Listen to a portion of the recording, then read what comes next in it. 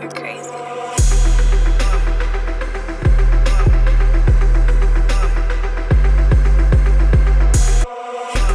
You like the new I love that little video intro. I especially love the stick people on your shoulder. Yeah, who are those guys? Those are the people we talk about.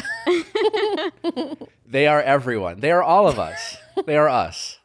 That music, it's like it's a touch of X-Files, but with a little spin. Very good. Yeah. Very good. Yeah. Also, this mug you have me drinking out of, I'm very impressed by. Thank you. Yeah. I don't like it. A lot of people have been asking for them. We do need some swag. Yeah. We need some merch, as they say. What's that word you had last week about when you're Woo-woo? down to woo-woo? Yeah. Woo-woo. Wait, what is woo-woo? When you DTR, When you're down define to... the relationship. Oh, right. Uh-huh. Mm-hmm. And I DTR. Well, you know about my DTR. I do know about your DTR. Yeah. Yes. That's who I had. She said she wanted a relationship, right? She didn't know. No, she didn't. I think maybe she would want one. Be honest. She hasn't stated her claim, but I think she recognizes that there are some gaps. But you said that she handled it really well and Beautifully. beautifully. Then what- Beautifully. And I said, I'm sure we'll hang out again. Oh. And then she will like, everyone has their thing when they check in. So she'll send me the pool, the video games that you can play against each other on iTunes or iPhones. Am I the only one who knows this? I Like don't you know can about send, that. you can I know, play that pool might against. just be the younger You generation. can play pool that against each still other. plays It's a lot of fun. Oh, pool. Pool or like word finder. Oh. Or you can, archery. There's That's so fun. There's a litany of so games. She was hitting you up via. Sent me a little pool request. Oh, that's the new DM. No, it's But no, I think she's just trying to move it healthily into like just the friend zone. If you're No, just they playing slept pool. together. They're not friends. Oh, you went again? Yeah. Did you go in again? Well, that's went in. Did you initiate the intercourse this time, or was this? Intercourse. Oh God. What do you mean? Listen, I don't want to jump right into being like, did you want to fuck or was it her? Like, I'm not. Yeah, let's go slow. She asked if I wanted to hang out. Mm-hmm. I said, well. Was this on the pool video game? The chat on the. After I stroked the 8-ball Oh God. into the hole, I asked if she wanted to. No. No, she just came over. Okay. All right. But that's a good thing. I'm just so happy that even the term define the relationship is out in the world and that people are considering and trying to do that compared to, yesteryear where it's like you just start ghosting. Like defining the relationship is at least a way. Oh, Still we're ghost you. still ghosting. I know, but there's at least the concept of having to fess up to whether you want to be in a relationship or not. Listen, in my day, that just didn't happen. Your day? Wait, how long is ghosting? We're the same. I know, we're the same age. Nick, who are we talking to? I don't know. It was going so well. I figured maybe we just not introduce her. This is my good friend, dear friend, Sugar Lyn. Sugar Lyn, you just call me Shug. You just call me Shug. I met Shug at our mutual friends.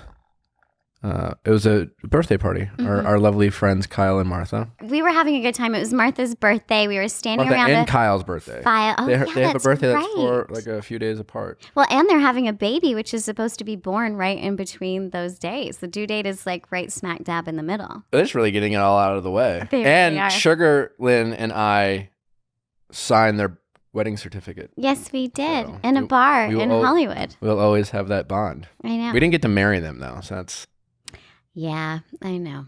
yeah. Shug's a major movie star. Yeah, she's been in a major movie. Hey, She's been in, one been in of lots them. of movies. I've been in lots of movies, but I would say that, the Zac Efron, Aubrey Plaza, Adam Devine, Anna Kendrick one was like a major movie. You may have seen it. It's called Mike and Dave Need Wedding Dates. I have seen it. That means that you've all seen me naked. If you've seen that movie, you have seen me naked, which is very exciting. I'm glad. Your search results are going to go up this week. I saw that. Oh, movie. honey, yeah. I saw that movie before I met you, which I thought was good for our relationship. Why is that? Everybody should see each other naked before they meet. No, I mean like because when I first met you, I didn't like like I knew that you were in that movie, but it wasn't like, oh, I didn't think about that scene or anything. So like, it would have been more weird had I met you and then watched it, and True. having known you, been like, oh, okay, like.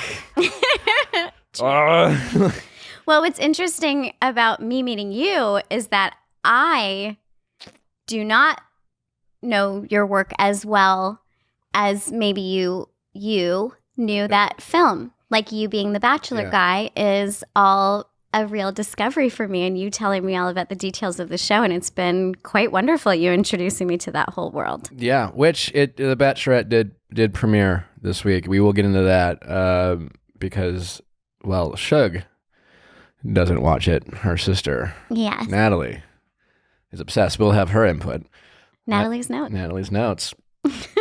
Anyways, so yeah, Sugar decided to come here. Sugar, you were in morning radio. I was, yes, back in Toronto. My career started in radio, actually. I was on a hip-hop late night show. I was just 18 when I started, and then they moved me on over to the morning show, and I did that for a year and a half on Kiss 92 in Toronto, and I was very good. Everybody called me Sugar Baby back then. Sugar Baby. And I had a real thick, like, hip-hop-y kind of twang from where I grew up. I spoke a little bit more like this. Are you serious? Yeah. Still in my core. It's in my soul. I've had to tone my language down. Sugar also does cartoon characters. Aren't you doing one right now? I am. I'm doing, his name is Jimmy Shitpants. He's great. He talks like this. He's awesome. But then my bigger ones, I do Sailor Mini Moon is like kind of the one that everybody knows and love. And then my favorite is I'm Wish Bear in the Care Bears feature films. And so she's my favorite. That was the first movie I ever saw in the theaters. The Care Bears? Yeah. Wow. I do have some tea. Oh. Oi, it's tea time, yes, it's tea time to spill some tea. Oi. See, like, you won't even know about this, Shug, because you're not part of the Bachelor gossip world. Rochelle, on the other hand, I was really mad at Kaitlyn. Kaitlyn called me this week, which it ended up going, it was a nice conversation. For those of you who don't know, I was really pissed at Kaitlyn on Sunday. She, sometimes we do these, the Bachelor franchise will ask us to pop in and say hi or do some like on-camera thing. They have this reunion special, or had this reunion special, rather, I'm sorry, which was on the other week. And they had all the Bachelorettes, and like they did this like preview on social, and they were doing this word association and, like Bachelor terms. They were asking the Bachelorettes when the phrase right reasons comes on, what does that make you think? And there's this blurb on social, and Kaitlyn goes, not Nick Viall. But whatever, all tongue in cheek, I'm sure. But like when it comes to Kaitlyn, Yeah. I'm Right. hypersensitive. Trigger, yeah. It's a trigger. Truly. I mean, you've told me a lot of stories, but when you were telling me this story, you changed. You were full of heat and vinegar. I was like, what is it about this person? No, here's the thing. It's because in that whole experience, overall positive. There were certainly moments that weren't so much, and I've said this before. When it comes to Kaitlyn, it's like of all the times I went back on the show, every other time was this opportunity I was given, and I didn't really know what I had to be open to the possibility of meeting someone. But when I went on for that particular season, it was for the girl. It was probably the most sincerest thing I've ever done in my time on that show. And since then, so this implication of any insincerity out of her mouth about me, it really boils my blood. That's very well said. And I don't know that you've explained it like that before. It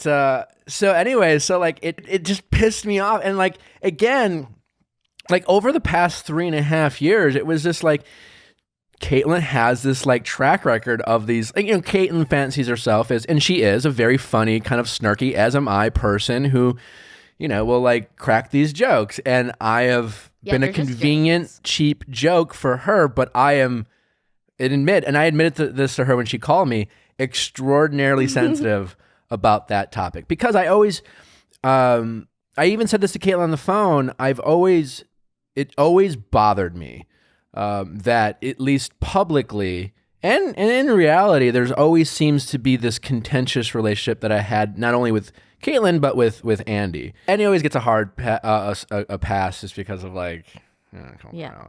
But Andy and I have been totally fine. Andy can just sometimes be difficult with everyone. But we've had plenty of interactions and plenty of communications and like hung out many of times through events that we show up to, and like we've communicated. We have each other's numbers. If there's some, I've like asked her to be on the podcast and she has said yes, and then I've asked her again and then she ignored me. But regardless, there's at least some sort of communication. And you know, with Kaitlyn there was none. And like, do you have her number? You have her number still? Kaitlyn's? Yeah. No. But you deleted it? Yeah, I think she changed it too. Okay. She DM'd me and said, "Do you still have the same number?" And I said yes, and she's like, and then she called me. Okay. I won't like. I mean, I will say the conversation. I won't get into the details of it, just because that's for It was. I will say it was a great conversation. It was a conversation that we both agreed that should have happened a long time ago, and she was very gracious, and I really appreciated it. And validated kind of a lot of thoughts I had about certain things and things that and she was really gracious and sweet. And it was funny sometimes when I will admit I felt so much better after the phone call. Aw, you need closure. You needed closure. My theory is that you were truly heartbroken by this situation, and you were really in love. I was bummed about the situation. Yeah, I mean, in the moment, for that time in your life, you're in love with this person. I just know, for me personally, the exes that irk me when with their behavior post our relationship, it's the ones that I was really heartbroken by. Well, just also the situation too, and because I don't want to I've always been open about I never downplayed my feelings in that moment when I went on, and certainly I never downplayed that in that moment I was very much heartbroken. I got over it fairly. I mean, it took me like a month or so, and it's interesting because I thought about this after the phone call. Well, I mean, I only hung out with her for like a month, so it's not like I dated for a year that But like when I get questions with Nick, right? And people a lot of times will ask me about, well, I don't have closure. What do I do? And this person cut me off. And I truly believe that closure doesn't need to come from the other person. Like you can always get closure from yourself. And sometimes you are required to do that. You can't always rely on other people to give you closure, because then you will be sitting there for a potentially really long time 100%. Waiting for something that will never come. Yes. But sometimes in life, years later, you will find that you will get closure you thought you didn't need anymore. And I will say sometimes that is a really sweet feeling. Now, you can't hope for it. And that's just kind of that's amazing. And it's nice. And it was just more, again, some validating some things. And she had her reasons, and I didn't necessarily. Did she say why she's been snarky towards you? No, I mean, most of it was just her sense of humor.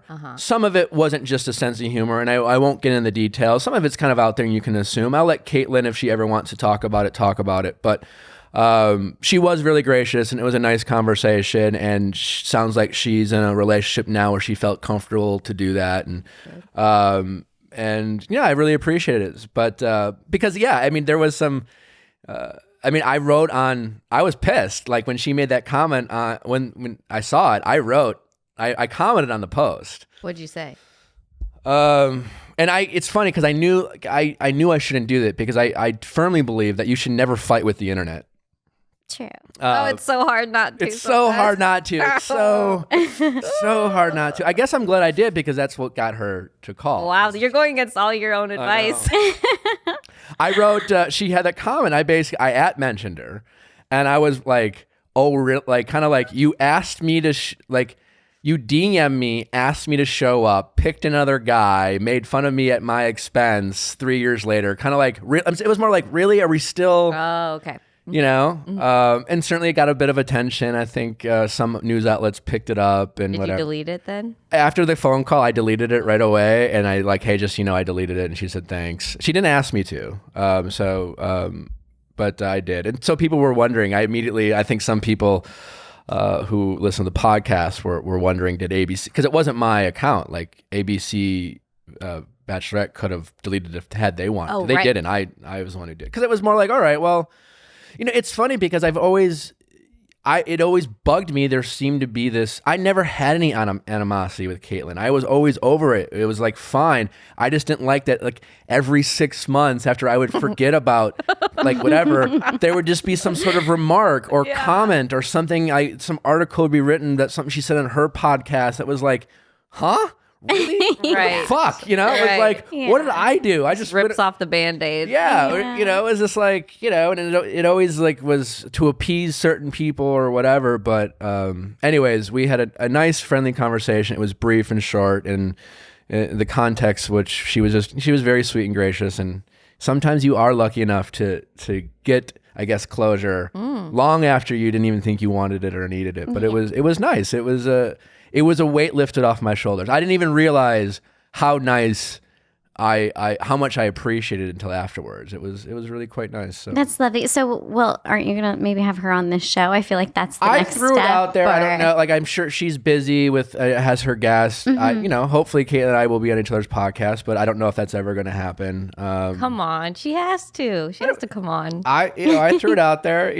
Baby steps, baby steps. But it was a nice conversation, so I appreciated it. So, anyways, that's our tea time.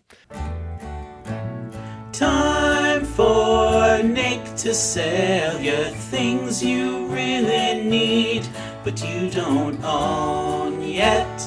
Care of, our favorite. Yeah. I love them. I can't get over these The cute packaging and the packaging? notes that they have. Should I pull one out and see what it's telling me? Yeah, pull one out. Believe you can, and you're halfway there. Theodore Roosevelt. Way to go, Teddy. Care of is a subscription service that makes it easy to get vitamins, protein powders, and more personalized just for you and delivered straight to your door. Delivering straight to your door. Yeah. Make sure you're putting your healthy nutrients in your body.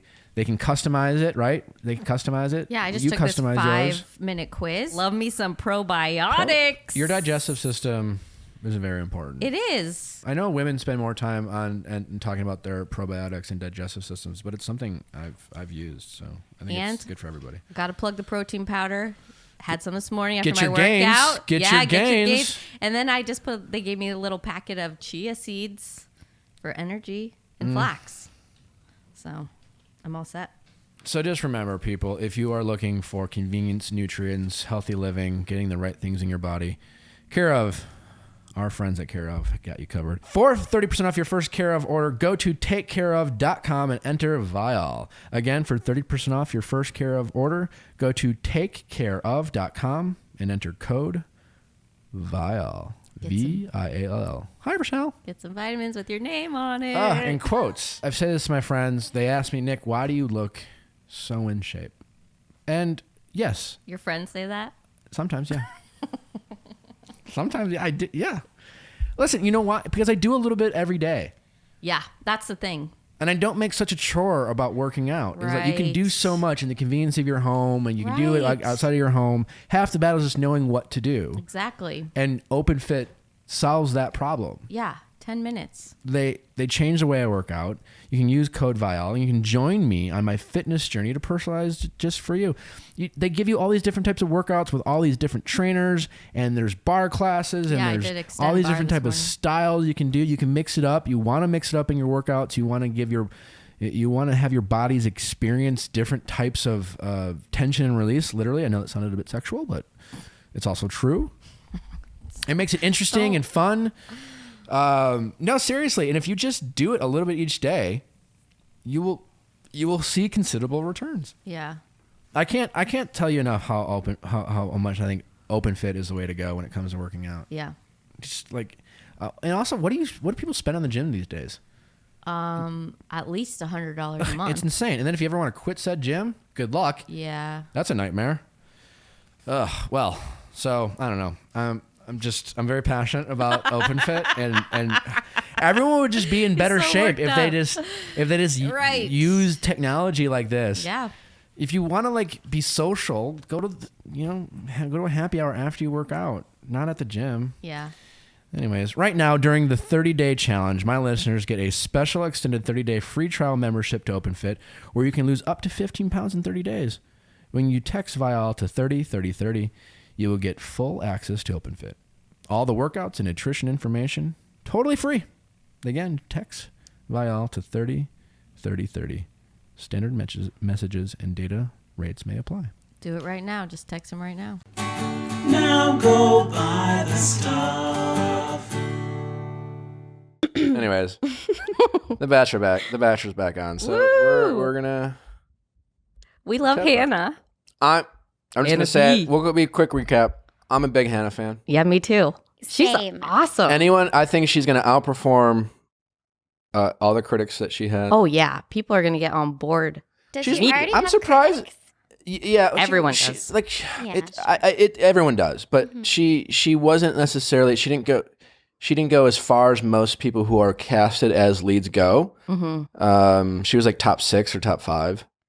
And she was so awkward. She was on one of the awkward or dates. whatever, but like she's gonna be super relatable. I'm also surprised that it seems like at least some, most women watch the show than men, but like she's very relatable and can be awkward, but like she's criticized for that. And I feel like we're always like out there talking about like people who are Adorkable. real, but being real, whatever. And she was easily one of the most real people on Colton season. She got there, yeah, by the end. Even when she was awkward at first, she was real. I mean, it was like kind of cringe-worthy sometimes, but it was certainly real. Mm-hmm. I think she's gonna be great. I liked her speech opening up to talking to the guys. Ugh, how many times do they have to say, we're just going to be messy here? I was like, oh, that's a little overkill. Well, The Bachelor is nothing if not repetitive. Yeah. They love to drive a point home. Oh. Let's just talk. Well, I think we should just quickly Roll talk about Tide. the guys. Can we not hear that anymore? Whatever, it's fine. Okay. I mean, you're going to. At least the first 3 episodes. You're going to. I only really have one thing to say, and so maybe we should get. Shug doesn't really watch the show No. too much. But my sister. Her sister does. Really does. Her sister Natalie is. So Yeah. to cover Shug's slack, Natalie made some notes for us. Natalie made some notes. And here's Natalie's opinion of the beautiful Hannah. She said she looked so pretty with 5 O's. So that's a very pretty. So pretty. Mm-hmm. My lovely sister is in Toronto and she has 4 she has 4 children. You just made one up. I did. Great. I really want that 5th, but she's not going to give it to me. So, she really does love the show and has been watching it forever. She says, hi, Nick. So she said she's so pretty. She seemed very comfortable in that awesome dress, which I agree. It seems like it helped her relax a little bit. And these are great notes. I enjoyed getting to know some of the bachelors while they were in their hometowns. She got attached. Had to see them I love go. how I know. we get Natalie's notes about the guys. It was more about how Natalie feels about watching the show. Yes. Oh. She does have enjoyed she enjoyed it. She has some opinions on some of the boys, like Lukey P. Mm-hmm. What did she say about Luke P? We all have What did she feelings say about about Luke Lukey P. Okay, let's see. I only have one Ugh. opinion. It's how Sorry. Here's what she says. She says Oh. it was no surprise to Natalie that Lukey P was the one to have the guts to go up to her first. It was obvious to her that Luke was going to be a front runner. Well, he already had met her. Hold on. Okay. It doesn't. Although I feel like he was a bit too intense for the first pseudo second meeting. She seemed to like that though. Seems to work for some guys, right, Nick? Says my sister. And then just her last little point on Lukey P. Someone needs to talk to him about his suit. Loved the color, but dude needs a tailor. So there's Natalie's Lukey P. How do you feel about I fucking hate Luke. See, fucking Great. hate me him. too. Needs to go. They say the first impression rose gets, Well, all the it's way to the end. interesting. In the past several seasons, you don't know this, Shug, but I am the last person to get the first impression rose and not win, and I took second. Oh. And that's 4 seasons ago. I think that's correct. Yeah. But Wow. But the point being, in the Bachelorette Garrett specifically, didn't get the first impression, did I think he? he did. Oh, Yeah. okay. The point being, in the Bachelorette world, that first impression rose is a big deal. I mean, in the past how many seasons, it guarantees like your top 3. Yeah. Wow. Which Ugh. is if that holds true, I do judge Hannah a little bit. Luke's a piece of shit. Let me explain. I think you were judging him so harshly. You were going off on him in the car on the way here. You really were. Yes. Let me tell you, I cut him a little slack because he's only 24. Yeah. First of all, listen, yes, he's a handsome fellow. Is he though? I don't know. I had an encounter with God in the shower. Oh my God. Fuck you. That whole thing Like, was- really, his opening package. I'm sorry. Like, listen, here, I don't care for people who, as I describe it, use God as a weapon. It's very prevalent these days. It happens all the time. You see it everywhere. And I grew up religious. God has played a significant part in my life and my parents' life. We've heard about this and with my episode of my parents. But with social media, it's just like, it's so... I mean, I can't tell you how many people I've met who have gained a social media following, and all of a sudden it's Bible scriptures and quotes in their bio. I've never heard them talk about God in person. Yeah, all and of a if you're- sudden, every Sunday, read this passage. It's just like, it's just so easy to like, they use God. You're using God as insincere. If you want to be a good person with your actions. I see it all the time. Listen, it's a bunch of crap. I think he had a You goal. had- He was trying to course he had say a that goal. he fucks a lot, but he needed to say it. Yeah. Also, get on the show. So he was like, "Hey, I Yeah. know I'm hot, and I use it to my advantage." I had Didn't he say something like that? and all the girls thought I was hot too. And then I had an encounter with God. Oh, him and the Blessed Mother. Just, Mother Mary and Lukey P. He had an encounter with God? No. He took off his clothes, he took a shower, he looked down, was worried he might have an STD from all the sex he had last week. And he started like praying to God, please God, if I don't have an STD, I'll stop fucking. That was his encounter. What a moving story. He's a piece of shit. If you It's so hard. if you read the Bible on camera, I guarantee you're not actually reading the Bible in real life. I just feel like it's He a led with 1-to-1 that. ratio. No, he led with that. He led with this. He pulled out a Bible to film. yeah, it was strong. And it wasn't the producers being like, hey, maybe you should pull out a Bible. He was like, you don't think so? he was like, what do you know? He was probably, no, here's what he was like, do you guys, I read the Bible a lot. Would it be cool? And they're like, yeah. Then producers were certainly going to be like, yeah, totally. Yeah, you should definitely do that. But it wasn't their idea. Of all the seasons that have happened, have you seen a guy read a Bible in his opening package? I feel like I have. I feel like you. Was it somebody right- would have. Colton, did Colton read the Bible on I don't- his package? I'm interested to see if he's Package. consistent with it, and if he talks about God No. through the whole season. Prediction, I don't know, spoilers, whatever, but I don't honestly know if it will reveal itself on the show, because there's been a lot of kind of shitty people who say the right things for a season. Yeah. At some point, Yeah. you'll look back on this podcast and be like, Nick fucking knew it. And Luke's probably gonna definitely listen to this, I'm sure, and or his mom or one of his friends are gonna be like, dude, that Nick We went guy, off on him. he was talking shit about you. Yeah. He's trying to do the redemption arc. Yeah. No. Luke's one of those guys. Yeah, Luke's, he picked a storyline. it's just like, you don't get to Give him a find God shot. because you decided to tweet a Joel Osteen tweet and just be like, oh, and Luke's definitely one of those guys, I guarantee you. He's probably going to, after like, if it gets legs, what I'm saying about Luke, he's going to tweet something like, only God can judge me. First of all, if someone out there says only God can judge you, red flag. As a human being, watch out. I'm just saying. No, because first of all, it's not true. I'm judging you right now, Luke. Also, I hate your tie. Yeah. That's judgment. And I'm just Hi, going to. Luke. It's Shug. I don't hate you. I think you're gonna do great. Good luck. There. But I'm going to throw a little Bible reference out there. The Pharisees are the one that stood in the square and proclaimed how much they were religious, and they were the bad guys in the Bible. So I'm just putting it out there. Yeah. A wolf in sheep's clothing. Ooh. That's I have a feeling Luke's gonna be shitty. Well, can I think we're gonna see it, and I can't wait till we all hate Luke together. I don't know. I think your opinion could change. Sugar, she kept certain- saying, I'm certain it freezing cold. I'm so cold. And he never gave her his jacket. He walked out and his opening, he growled, and she's like, "Oh, beast." He's like, "Yeah, that's right." And then he goes, "I'm the king of the jungle, and maybe you can be my queen." Oh, I'm sorry, Luke. Are you claiming potential ownership of Hannah right now? If you weren't such a douchebag, you can still have this shitty reference about calling yourself the king of the jungle, but then maybe soften it up and say, hey, if I'm lucky enough, and if you'll have me, maybe I can be your king. Yours. You get so heated about something. I'm like, what does this bring up in you, Nick? I mean, you know, I don't like really there's care. something, the way that it has really triggered you. There's something going on. Do you see yourself in him in some way? Oh. No, it's the opposite. I don't like, I don't how like a lot. He's like the extreme. He's got a little bit of Josh Murray in him. Oh, that's the trigger. Oh, okay. Okay. It's Who's the people this? Spill the tea. it's the people who use God and use like these righteous like they speak in kind of platitudes, and when you're watching it, a lot of people will eat it up. I'm sure there's a lot of people who are eating up Luke. He did not give her his jacket when she said she was cold. This is a strong point, and I didn't know that. Yeah. I Luke. think he's riddled with red flags. Riddled. I'd be shocked if it doesn't come out. Can we talk about someone else fun? Sure. Oh my God, Tyler is so hot. Can we agree with that? Huh? Tyler. Is he a pilot? pilot? I like the pilots. Ooh, should we talk about Tyler, the eyes who No, This is Tyler. Tyler G down Tyler at the C? bottom.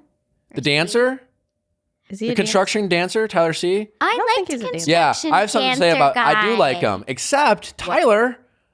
You're 2 credits short from a minor in dancing, and the only thing that tells me on The Bachelorette is that you don't know how to follow through, buddy. Like you're on a show about commitment, and he's bragging about something he didn't finish. It's because he wants to be on Dancing with the Stars, for sure. He's good. I like him. He's good looking. I like the construction dancing angle. Cam has proven to be a bit of a douchebag. Yeah, the rapper. Oh, the rapper. Can we stop rapping on The Bachelor? I think that should be a... Why do you disagree with me on that point? I mean, if you're good, you No can be one's good. No one's been I good. don't have a problem with him doing it. He's just proven to be kind of a douche. Chasen, I'm sad to see Chasen go. Also, I parents like out there, that can you Chasen. stop naming your kids names like Chasen for his entire life? His entire life. This has been Chasen's life. Hi, I'm Chasen. What? Chasen with an N. Yeah, Chasen. That's his entire life. It happened today. Every conversation Chasen's ever had, he had to say his name at least 3 times. Parents out there, stop trying to just name your kid like Luke or like a normal name. Nick's not that great of a name, but like Nick, fine. It's like no one's saying. Is it Listen, Chasen? somebody's got to be the leader. You know, Yeah, now there's Shug. going to You're be a speaking to bunch Shug of... and Rochelle. Well, Chasen got sent home night 1, and it's probably because he's you're had to like explain himself his entire life. I really liked his exit though. Really sweet guy. I thought they were going to We'll do see you in Paradise, pilot, Jason. the pilot Rivalry. like they did with the pageant. I we'll really see like. you in Paradise. I like. Why does every guy from Chicago go home night 1 named Joe? I'm like, Who owns some sort of box Box Joe, Joe. grocery store Joe? I also really liked him. I did too. He's like, I can make you any kind of package, big packages, little packages. He seemed like a cool enough hang to stick around for a few weeks. Yeah. That was harsh. Yeah. When Suge was watching a little bit in the car, he comes on, and Suge just goes in 2 seconds, nope. But do you think they were trying to make Cool him the hang. next grocery store Joe? How famous Well, if they want he got it because he got like that was a happy accident, as Bob Ross would say. But if they were going to try to they would keep him around. So, like, obviously not. I don't know. He could have been fun. Maybe he'll come back. Peter the pilot, he's got a shot. He's a player. Tyler, Player. he's a player. Player in the sense of He's in the game. He's in the game. He's a competitor. Sorry, yeah, probably. Bad I really reference. I think Peter's going all the way from that clip that I watched in the car. I said it right He away. could be your next, maybe next Bachelor, another pilot. Oh, next Bachelor. Why don't we think he's going to land the lady? Maybe. I don't know. Listen, I don't know. I'm not I picking think a winner. she's a little feisty. Like she likes a. Do you want to waste any time talking about the guy who has a girlfriend? Who has a girlfriend? know That what Ryan guy? What did Natalie say about Ryan? Oh, let's see.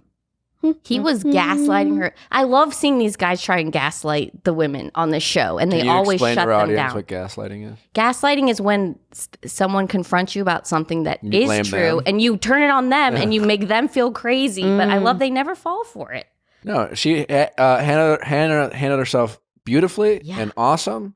Are we talking about douchey Scott? My sister Natalie brings up a douchey Scott. The way Hannah handled the douchey Scott situation was amazing, she says. She's only 24 and already knows how to handle herself. She did an awesome job trying to explain why leaving a girl hanging and then trying to date her was unacceptable.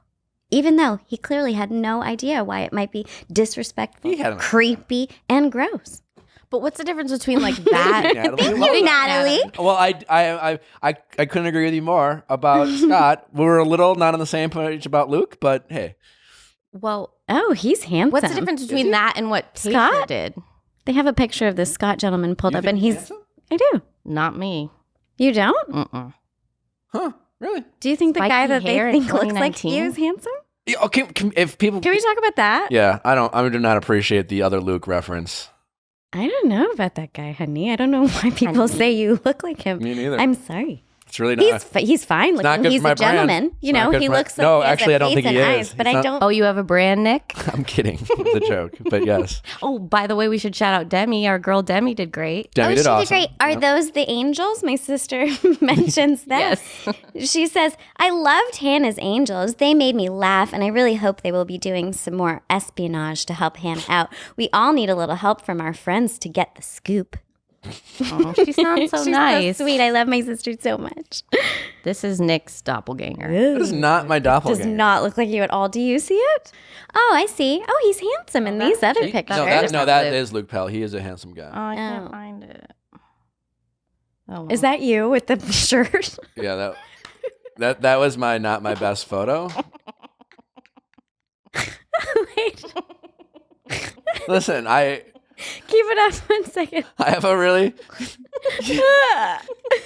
That's not my. I had to live that. I still have to live that. That was my first photo. That was the first picture people ever saw of me. As I seep into my. Hey, buddy.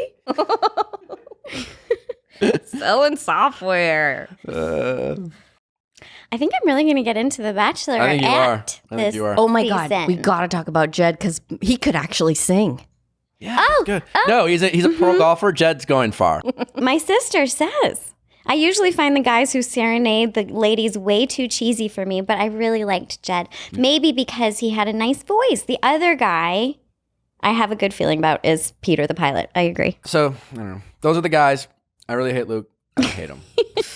You're all gonna hate him. You're already You're creating changing an your enemy. mind. You're all great. Luke is definitely gonna be tweeting about. I don't care what Nick thinks. I was there for Hannah. No one can judge me but God.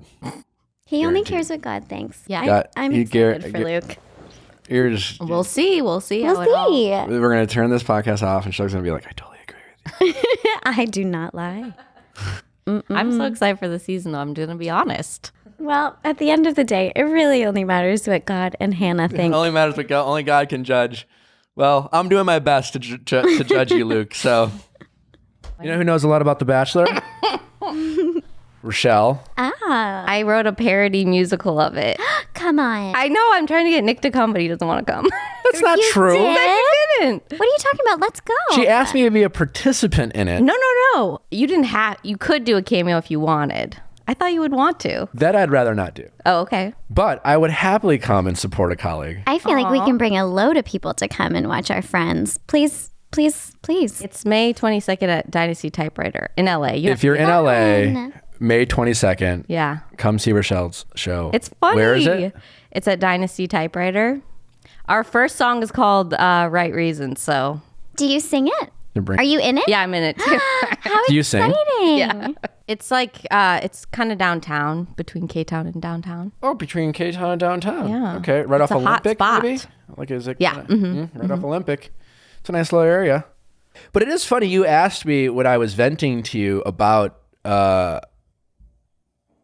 like, ever, like, getting over, like, exes. Or, Yeah. like, if you still love them. And I immediately was like, well, no, you don't still love your exes. And you disagreed with me about that. Yeah, I do. I mean, I think once you love somebody, unless there's some true, vicious act, I think that it's it should be the goal to continue to love them for the rest of their life, even though you may not be, having the intercourse anymore, or like in Do a you think relationship in or love? partnered up. Or partnered just like up. feel a sense of love like you would a friend? Just or- feel a sense of love. But Or do you think there's a special... I do. I think it's special. And I also don't think that being friends with your ex always works. I think don't think it does. ever works. Really? I'm trying to think. there's As I'm saying it, I'm like, who am I friends with? There's And exceptions to every rule, but yeah. I mean, no. people who you really love. Wow, Nick. This donut's really good. You see a donut. Sorry. But I mean, I have exes who still talk to my parents and Sure. What do you think about that? I feel like that, I don't know. That almost seems like not cool. I mean, my parents are down for it. Your parents, but it feels manipulative sometimes. I often think For it them is to manipulative. stay in the life. I also think it is manipulative sometimes. Really? What if they're When I've married done that, and it's moved 'cause- on? When I've done that, it's because I didn't want to let them go, Yeah. right? Yeah. So you reach out. Yeah. Um, You want to be like, see, your parents love me. Why don't you? I've had exes make the mistake of doing that, and they'd reach because my mom's a saint, as we all know, and very easy to talk to, and especially when I've been in relationships. And something I've always been thankful for of my parents is my parents have always been willing to criticize me. Right, my parents have never been throughout my life, and I value this. Even though we talked about like having coaches who are very critical. My parents were never the type of parents who were like, oh, don't yell at my kid. It's my kid. You can't ever lecture my kid. My parents were like, no, let's respect adults. Same. And so my parents always even like, if I was being an ass, they would tell me I'm being an ass. And so if I was ever like, any girlfriend I ever had, if I'm bringing her home and we're hanging out and I said something or did something, not like terrible, but just like maybe as a joke, my mom or my dad, mostly my mom, would have no problem being like, come on, Nick, really? And taking sides in this whatever like playful disagreement with my significant other. I think sometimes my significant others maybe like took that for granted, and then like had that after we broke up would call my mom and vent. Ooh, Right? But vent in a way that was wow. like almost... About you? Yes. Oh. And to the point where mom's like, all right, honey. Because, like, again, my mom's like the sweetest person. She feels comfortable as my mom to criticize me, knowing that I can take it. And she might have an opinion about said ex, but was like, I'm not going to say this because you're not my daughter. And then I think sometimes my exes, some in particular, got a little too confident in their relationship with my mom. And my mom's like, all right, buddy. Yeah. Yeah. Bear mode. My Yeah, she definitely, parents, yeah. My parents will invite, my ex over for, Thanksgiving. This is still going on? Oh yeah. And I mean, he's married and has a child, but there was a long time where I was like, no, this guy, like we had a tough, de-partnering. Like it wasn't an easy one, but they're like, but we love him. And I'm like, that's fine. But does he need to pop over? Again, now I'm fine with it. And I kind of appreciate it because I love his wife and I love his child. And like we had a very intertwined relationship. So the fact that there's some love there, I think it's all right. That's insane. Is That's it? wild. Good on you. Yeah. But it's like divorces. I mean, again, this wasn't a divorce. Yeah. We weren't married. Like a lot of divorced people still. Are forced to because they've birthed children. Yeah. Yeah. I don't know. And I know very few relationships where the divorce, there's only a few that I know where in the divorce, there is a real mature sense of we are happier not with each other than we were, but we love our kids and we still love each other. So there's a real mutual respect there. I'm thinking of one in particular, but the other ones, it's not like. My brother also is kind of lucky enough to have that with his ex-wife. They got married so young, and they were just such different people that I think they both like, we just Yeah, this doesn't make any come on, sense. this is insane.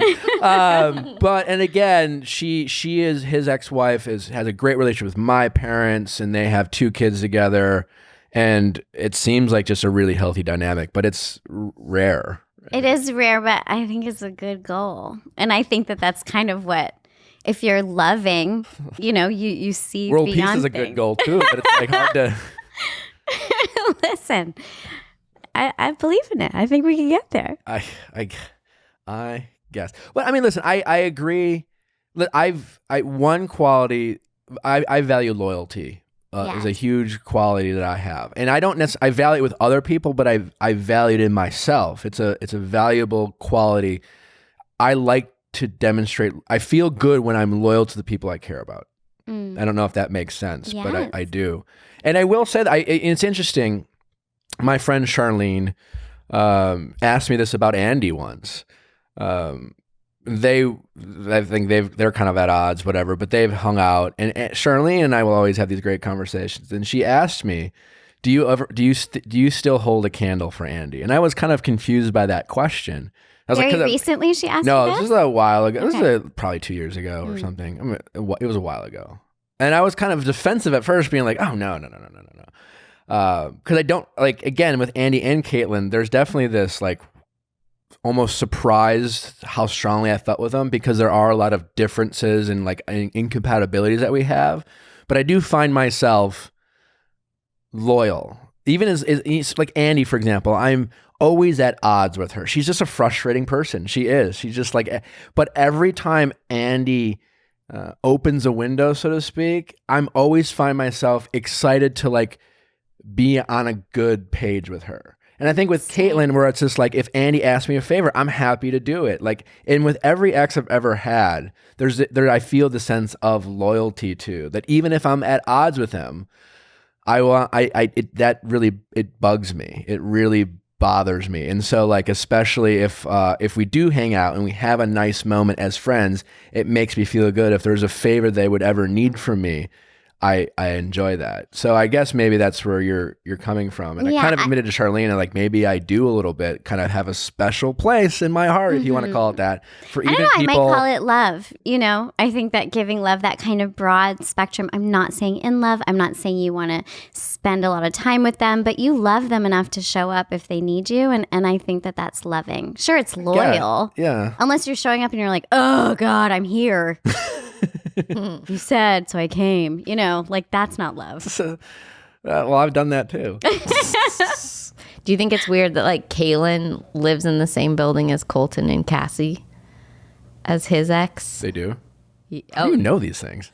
And that's common on Instagram. They post, they're always working out on the same. What'd you say?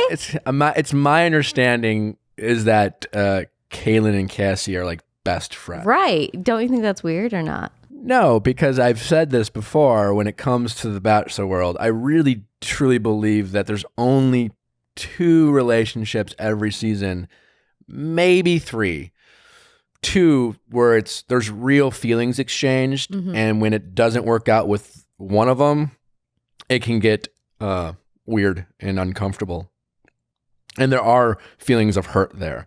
I don't think Kaitlyn, being the 3rd runner-up, was ever that emotionally invested. Yeah. Really. That makes I'm sure maybe even she felt it in the moment, and I'm not saying she faked it, but I think once she got sent home, my guess is, like, every other person who's ever been 4th was kind of like, yeah, I mean, I don't think it was her relationship with Cassie was far stronger than her relationship with Colton. I think that's safe to say. That makes sense. And I think that happens often. So no, I don't think it's that weird. Would be my guess. But now I know they live in the same building. You know which exes I don't think you can still claim to love or be around is the ones that you still want to bone. Like, if I was, like, there's one guy who I will say Mary. You said oh, yeah, no, I don't think about that one. But if you do, if you want to, like, if you just can't, like, if they're so desirable to you, like, I have one, he was just this, he was just perfect thing when he walked through the door. That body, his fade, the whole thing was just such a package. And whenever I see him in a picture, in a room, I just want to take him down. And, like, with him, I can't do it. Have you often been at odds with this person? Never at odds. Never. You're No. never at odds. Okay. What do you mean at odds? Well, I wonder because like if you're at odds with someone and you're mad at them, but deep down you're like, maybe it's because I want to fuck them. Oh.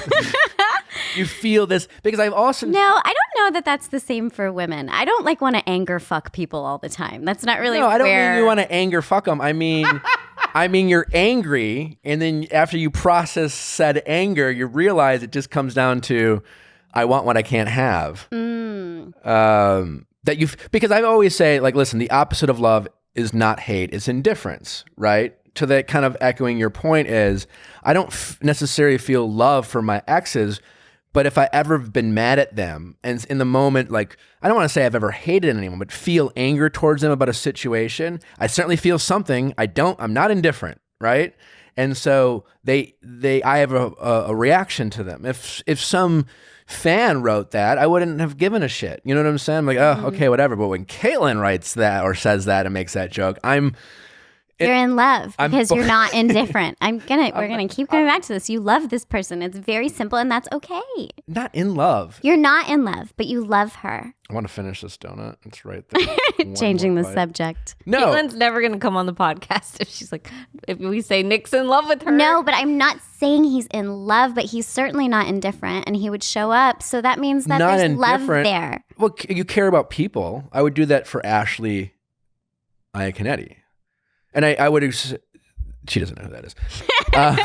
I'm like, is she in the room? I don't see this person. Is there another person here? But I feel the same way I feel love for friends. But I guess it is that person who you're not friends with, that you had any type of relationship with, and you had these strong, even for a short period of time, feelings for. Yes. Especially if you're at odds and there is miscommunication, there's resentment for whatever situation. Yes. It's troublesome. If you're just not done, like if you want more of that, you want more sex from that particular person who was very, very good at it, and you were very good at it. It was just a good situation. You just want more, and you see them, and you can't get past that. And we were talking about something like this the other day about like just interacting with people who might want to have sex with you. Like it's the same thing. Like you just can't. It's tough to do it. I've had friends, female friends, that I enjoyed their friend company and like really truly loved them as friends. And then I was like, why doesn't this person want to hang out with me anymore? And I was like, because they want to have sex with you. He's like, yeah, but I don't know. I'm like, no, all of these people in this restaurant want to have sex with you a little bit. Like the girl behind the register, the guy sitting beside us, the old man in the back, like everybody looks at you and kind of probably wants to have a little bit of touching. Like I would imagine it happens to a lot of people. And if you can't control that in yourself, like if you're a human being who sees something that you want to touch and you don't have the ability to control yourselves or put that in the right box, like it's impossible to get over it. So I'm not as good at friend zoning as I think I am. And that's the other thing. Your way of friend zoning, those people who you are aware even a little bit want to touch you. I think that your friend zoning is a little bit impaired. Like he leads them on a little bit? Not leads them on, but just I think, you're very charming and you know that. And you might. So if I have a friend who's a female, and because I always think to myself, all right, listen, I want to be friends with this person. I won't overtly flirt with them. I won't make any moves on them. I certainly won't I'll like the physical space, yes, all that separate, and we'll hang out. And I will certainly go out of my way to talk about other relationships or women I might be interested. I'll ask them about their dating lives. I'm doing all these friend zone things. Right. But then I see them, I go, wow, you look so good today. I can't do that. Which I think you should keep doing. And I think that you're actually very good at that part, yes. And I think that is the way that men can handle this, is by doing those things, talking about their relationship. I won't be flirtatious that way always. Which I think is nice. And my dad is like that. My dad will hit on every restaurant waitress that he can. But he, I don't see it as hitting on. I disagree with that so what? far. You're right. Hitting on is the wrong word because, Winston, you don't hit on them. I'm sorry for saying that. But you certainly, it is. My mother's name is Benita. So, but he wants to tell people that they're beautiful or comment on their fat ass. No, I'm just kidding. But he'll tell them that they're beautiful, or he wants to make people feel good, and he wants to be charming, and he likes that about himself, and I like that about him, and I like that about you. And when I'm like ordering coffee, if I notice something about someone, I will compliment them because everyone loves a surprising compliment. Mm-hmm. Well, not every with? woman who's working wants to be complimented on her looks. As someone who was a waitress for a while, I will say. What if it's like, not even just like, I definitely won't be like, oh, wow, damn, you look, I might be like, that's a really cool shirt. Well, obviously, yeah, that's an okay compliment. Well, yeah, but you're saying you don't want people to be like, oh, honey, look at you this morning. Or, you don't like to be scooped out. What if it was a woman? I don't do that with strangers. Like, what if I was like, oh my God, you look so beautiful today? Oh, no, that's fine. Yeah. I won't even do that with strangers. I will be specific with my compliment. Yeah. It might be like, oh, those are really cool shoes. Oh, yeah, Or like that's whatever. fine. Like Yeah, I'll find something very like benign. Yeah. With friends, I might be like, wow, you look really nice today. But there's like a thing when you're a waitress and a guy's being skeezy to you that just feels so gross because you're like serving them. Oh, I get that. Yeah. No, I don't mean like but that should not be encouraged. Yeah. I've never witnessed. I do think, I don't know, there's something about like the friends that want to that maybe you are leading them on a little bit. I listen, as your friend, and as seeing people around us who maybe might want to do that, I don't think that you particularly have led them on, but they go so far down a road in their own mind, and that's hard to come back from. It's tricky. I want to be friends with people, and I don't always want to have sex with them. Yes, you poor thing. Or no, it's not that I don't. It's not that I don't want to have sex. It's that but you don't want to cross that line. I don't cross that line. It ruins. It can ruin. I definitely. It doesn't always, but can ruin friendships. I don't. If I meet a woman that I'm like, I really enjoy her company, but I don't see a relationship, or it's just kind of that light bulb of potential relationship doesn't go off. I don't fuck with sex in a sense. Mm-hmm. I'm very careful because I value their company. You have to be, and I think that that's a really important thing that everybody should think about. Is like you need to kind of DTR or woo woo or define the friendship. Maybe we can do that one. DTF. Not down to fuck, but down to friend. That's very. Is she down to fuck or is she down to friend? That's another t-shirt. Which DTF are you? Ooh, that's a good t-shirt. Which DTF are you? Oh, very good. Should we down? And there's Din Tai Fung, if you are in LA, which is the best dim sum in LA. It really is. Also, just a local plug. We got our donuts today from Kettle Glaze. So good. Donuts in LA. So yeah, you introduced me. Next today. time I go there, I hope Very someone nice. listens to this podcast. Like, oh, sir, here's a free donut. There's an example of charming. You and I both went in there and charmed everybody behind the counter today, and I feel like that's A-okay, and I think you're very good at that. What did I? I didn't think I did anything. You did. You made some cute comment. I made a great comment. I was like, oh my gosh, you must smell like donuts on your way home or whatever. And it was great and made everybody stay. And then you did the very same thing. We're good out in the world. I don't even realize this. Shug, this is fantastic. Do you have an issue with being friends with people that you want to have sex with that don't want to have sex with you? It doesn't bruise my ego. Yeah, I'm fine with it. Like no. it's totally fine. And like you just never know. Sometimes, I don't know, maybe it's different for women. Like sometimes physically I can't be around you without being like, oh my God, I gotta go. I gotta change my clothes. Like it's not, it's what I too have, hard. I mean, I'm being totally honest. What I have noticed is that at times, like after I've gotten to know someone, or maybe we eventually hook up, like a couple years after getting to know them, and I kind of mentioned this before. I feel like sometimes when I feel like there's at least some sort of mutual connection or like sexual chemistry. and nothing's happening is because I've been told that they don't want to hook up with me because they think I'm a player, or they can't trust me, or they're just like, ooh, he's dangerous. Like, there's that kind of like, I'm going to stay away from him because like. Ooh, this is after they get to know you? No, this is like, that was their initial reaction. Oh, I see. Yes. Like, or like they put up this wall, like, I don't know. And then eventually it's like, well, fuck it. Whatever. Whatever. Sure. I'll sit on your face just once, Nick. Is that what they say? I've had that kind of conversation. Yeah.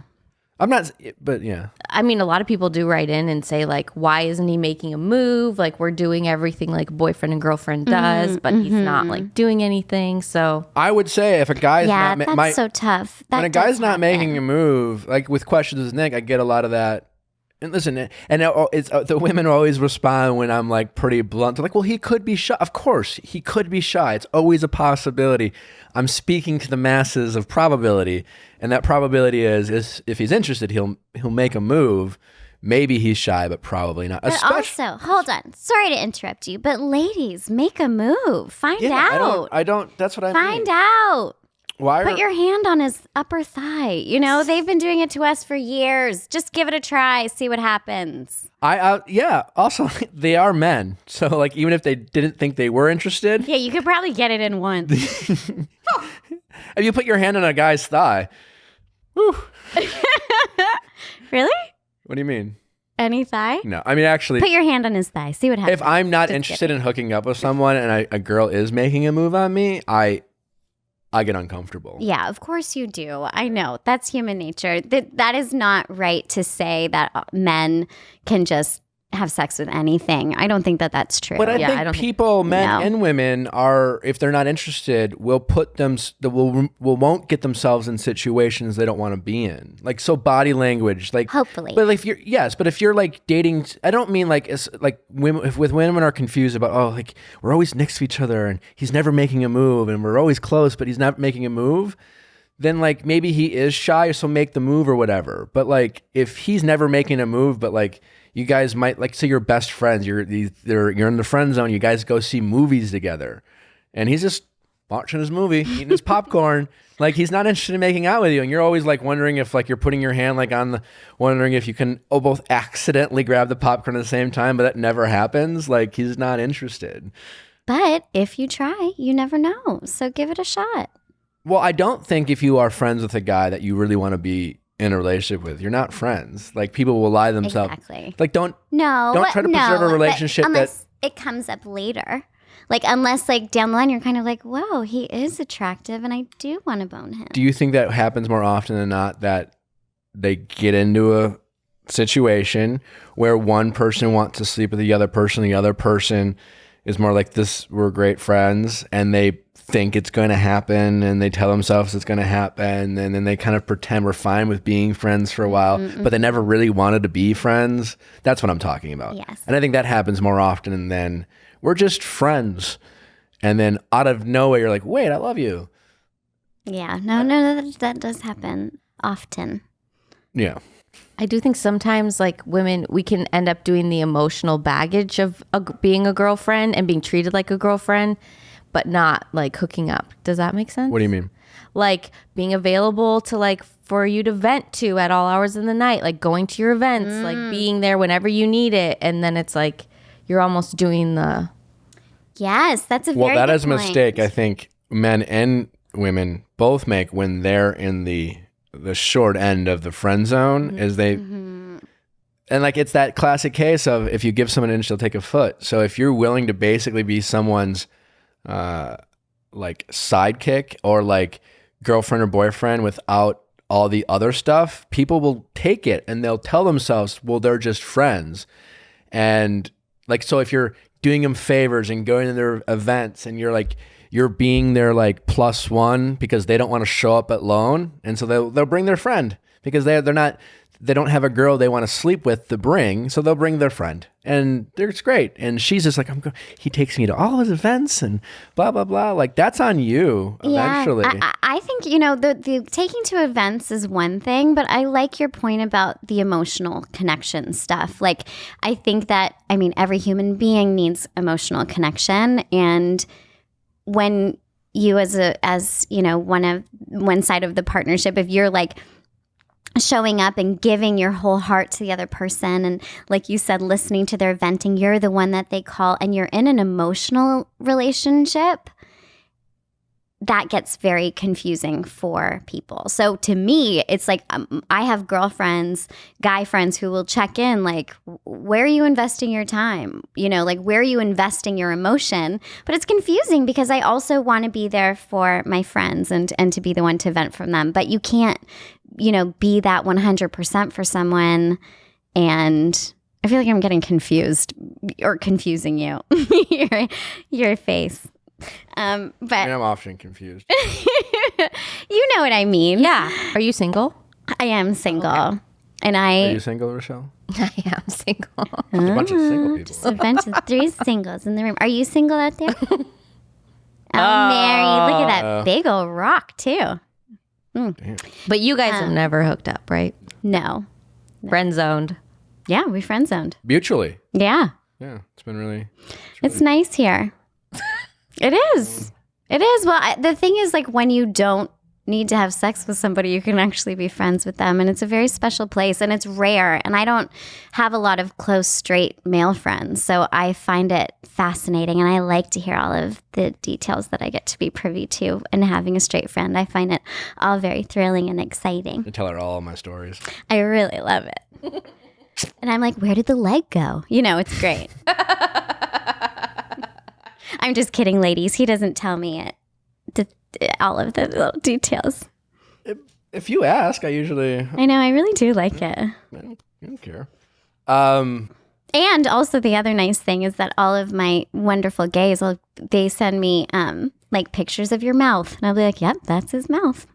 What do you mean? Well, I don't know if we want to go down this road, but there's just it's fun for your fans, I guess, to be like, Shug, is this what his mouth really looks like? And I'm like, my mouth? I don't know. Yeah, your mouth is like a thing. Sorry, is this too much? Well, I have a good mouth. I know. Yeah, it's fine. I don't know. Don't People want feed to put his things ego. in it, honey. That's all I'm saying. Jesus. What? No, True. I told. Don't you boys call in? Jesus, baby Becca on our season said on a podcast once that I had a tiny mouth, and it really bothered me. And then I went on her podcast, and she says, "No, it's actually quite nice, in proportion to your face." But there was a period of time where literally, and I said this on her podcast, I listened to it, and I was like, "Wait, what?"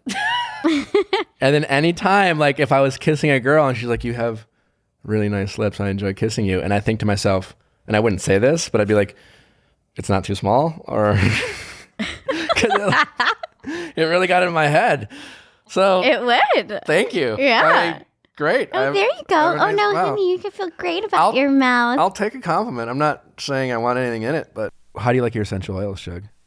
Oh, I love my essential oils. I have one in my car, I have one in my bathroom, and I believe I have one in my bedroom drawer.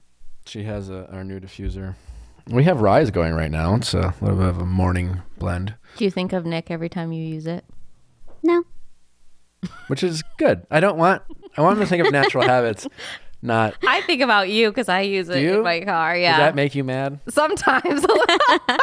I like the oil. I hate Nick. I have really mixed feelings about this. It's funny. I don't take a lot of baths. It's phenomenal. Like, every girl I know takes at least 3 to 5 baths a week. Are you? Every girl you know. That's an exaggeration. I'm sure. It feels like every girl I know takes baths. You know what? To be honest, I don't have a great bath situation right now, so it's not happening. I would probably take 1 bath a month. I do think about it. I think it's great. Men don't. It's just like you are just sitting there in hot water alone. It's Well, I will say our essential oils are great in a bath, is what I'm trying to say. No, it's great. I mean, it really, you put a few drops in, you get the aromatherapy that you want. It can relax you, can relieve a headache. You know, you don't want to put a diffuser in a bath because you get electrocuted. And diffusers are great anywhere else in the house. You just put it right in the water, and it's for all the women who take baths. And That's so nice. What a lovely treat. Yes. It's really great. I mean, aromatherapy in the tub, all about that. And only put like a few drops in. You don't want to. We were doing a photo shoot for Natural Habits, and my friend who modeled for me, we were doing a bunch of shots, and she's like pouring it in, not thinking about it.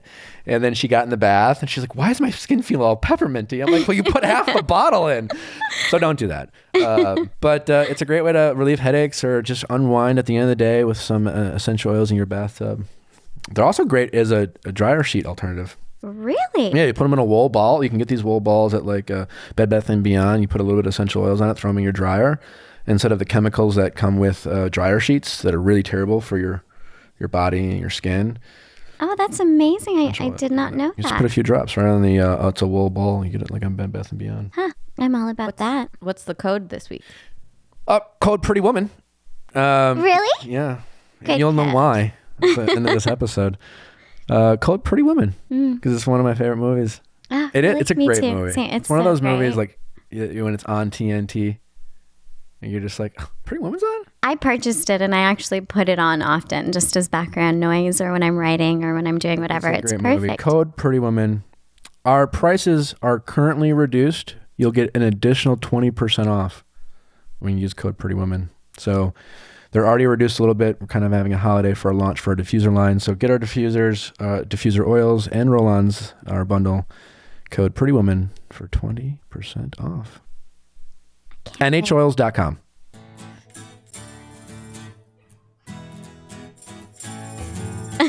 Question time with Nick. Let's ask Nick your sexy questions. I really appreciate that they added in sexy questions. That was not a request from me. Wow. But it's like just they knew knew, me. yeah. It's like they knew me. It's quite the jingle. It really does stick in your Yeah, shout out to Mike head. Hadge. Thanks, Mike. Okay, this is from Cassandra.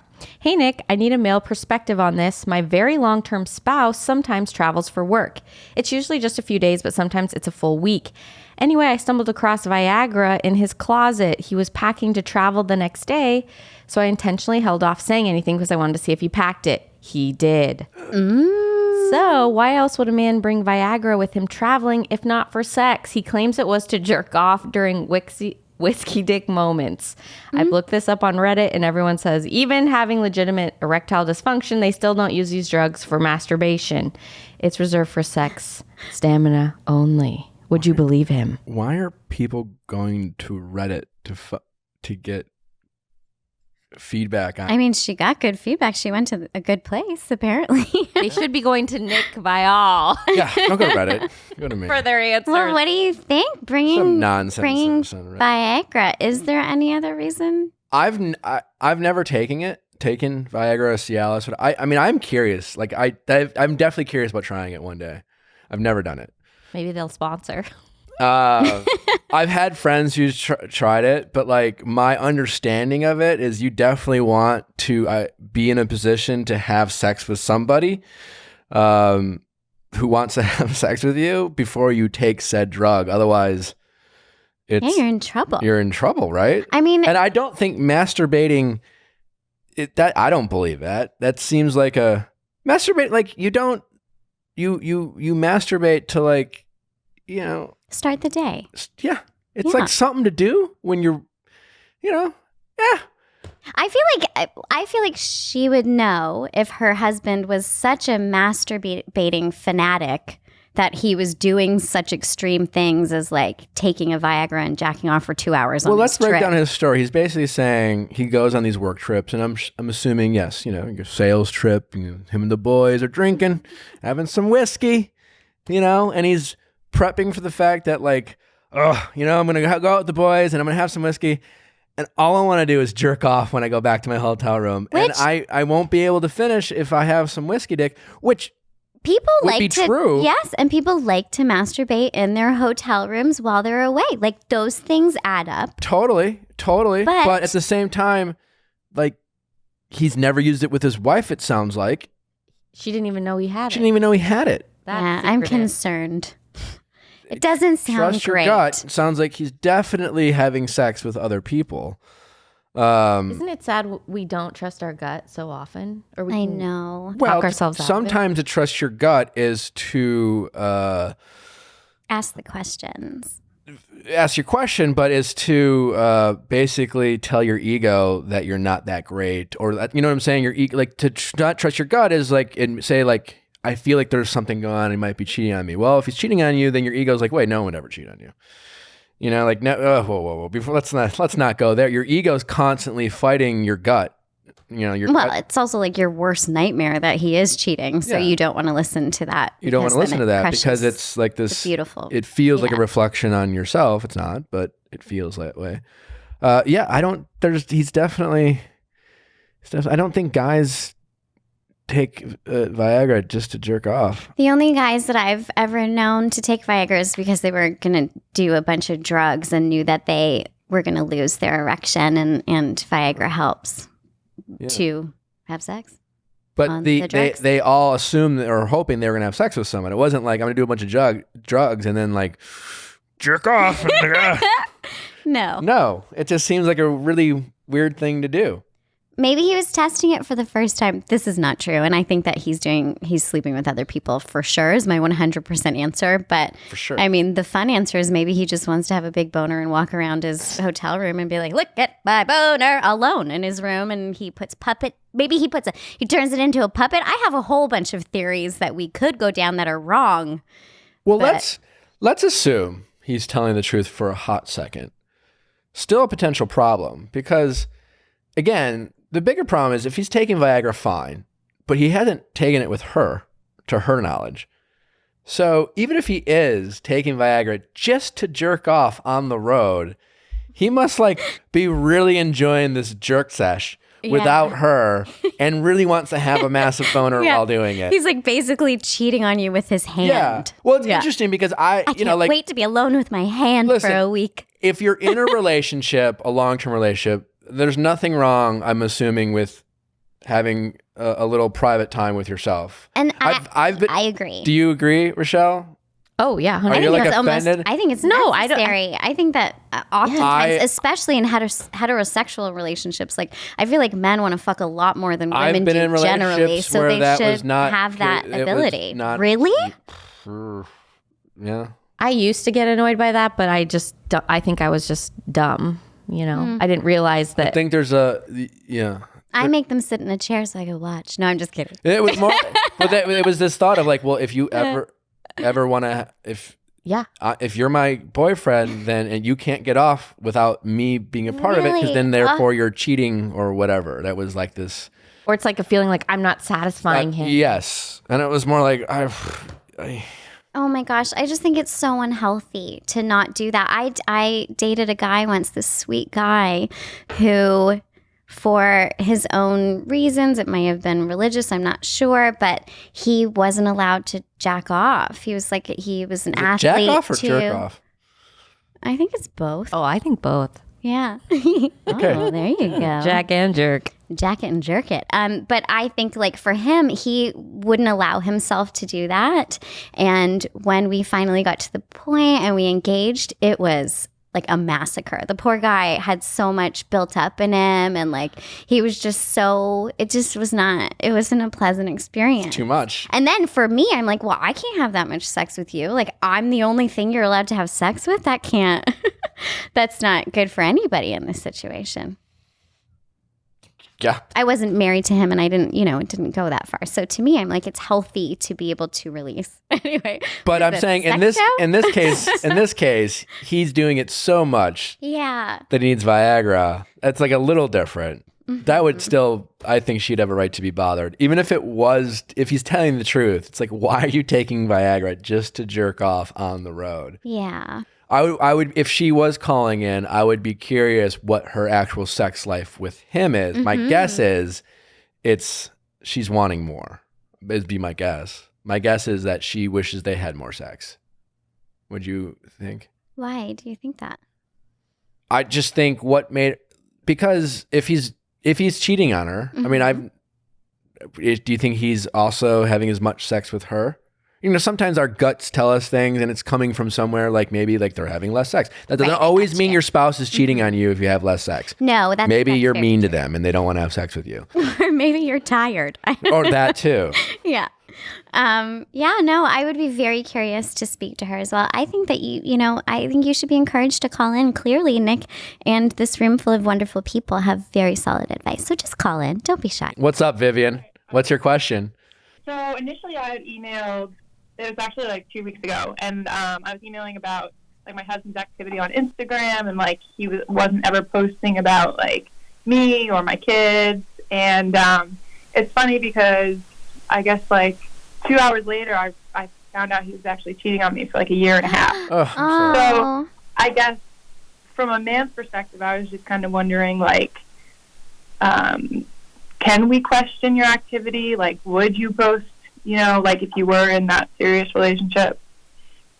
Well, this is tricky in the sense that he's actually cheating, right? And so He did. He Hopefully did. he's done. Okay, well, we'll get to that in a second. But unfortunately, I know some guys who are cheaters, and they're not necessarily married, but they actively cheat on their girlfriends. And it is shocking how clever and savvy they are about their activity and how secretive they are. And so it's almost quite the opposite, is that they're very conscious about not liking things and posting things and do a lot of things to hopefully make their person they're in a relationship with not be suspecting of their activity. So Right. I just generally think that sometimes with social media, it can be misleading, and we can spend way too much energy worrying about this activity. I think if you are in a relationship, whether they're cheating or not, and they are posting a bunch of pictures or liking pictures of other women or doing things that bother you, if you're in a committed relationship, I think you have every right to be like, hey, like, this bugs me. Yeah. Yeah. There's a one thing of, you don't want to be I just think social media is not that important, that if you are in a relationship and your significant other has a reasonable request, then you should do that. And if you really think about it, it's not a hard question for them to answer. Like, hey, how come you never post pictures of me and the kids? Like, how come we're not on there? Why is that not one of your storylines that you're putting out into the world? Right. And that's a very simple, there should be an explanation for that. If he's active on the platforms and he's using them and he's putting out this persona into the world via social media, like, why wouldn't you want to include us? And maybe his reason, I'm sorry to find out that it was that he was having some other life, and I'm very sorry about that. That's real shitty behavior, and you bring him to my house and I'll tell him a little something. But yeah, you know when somebody's being shady, and to Nick's point, it is often strategic on a man's part. So what are you doing now? So we are trying to work things out. How did you? He completely ended, so it's with a coworker, so it's kind of hard, like, to end that completely, like, talking-wise. But he gives me his phone, and I look through his phone. So How did you catch him? Actually, so the girl, I guess, found out that we were actually still married and in a relationship, and so she called me, literally 2 hours after I emailed you guys. Damn. And then, so she called you, you confronted him, he fessed up, and now you're trying to work on it. This is like 2 weeks. This is like raw. 3 weeks. Oh my Yeah. goodness. Well, I am sorry. That sucks, and I know you're probably still processing this. Oh yeah, for sure. I'm like in the denial. Yeah. I'm sorry. Were you satisfied with what he was saying to you? Did you have a chance to really speak to the lady and find out what was happening? Like, do you have some clarity at this point? Yeah, I mean, I don't think I'll ever be satisfied, but I think what I'm learning now, like, obviously, I go to therapy. I think everybody does.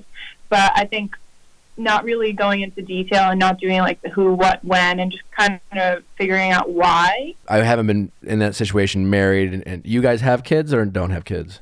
Yeah, 2 kids. So you have kids. I mean, there's so many variables that you have to consider and that, you know, I am sorry for that, but really try to trust your gut. You said you're in denial, and that's I think a healthy admission, because I think at least when I was cheated on, you just want to believe the person that's been lying to you so much, and it's hard to do. Right. And you want to believe that they are sorry, and then they will stop and all these things, but you are talking to a liar. And you are talking to someone who didn't even fess up but got caught. And now he's not necessarily sorry he did it. He's sorry he got caught. Right. And also keep in mind that he was lying to her as well. And you don't really know what he would have done if forced to make a decision knowing that she was still open to it. It sounds like he might have lost that option. And people often, you know, it's like, oh, well, I got caught by her. Let's see if I can save this relationship. And so I think you're just in a pickle. And I'm not here to tell you what you should do. If you want to work on it, that is your prerogative and you should do that.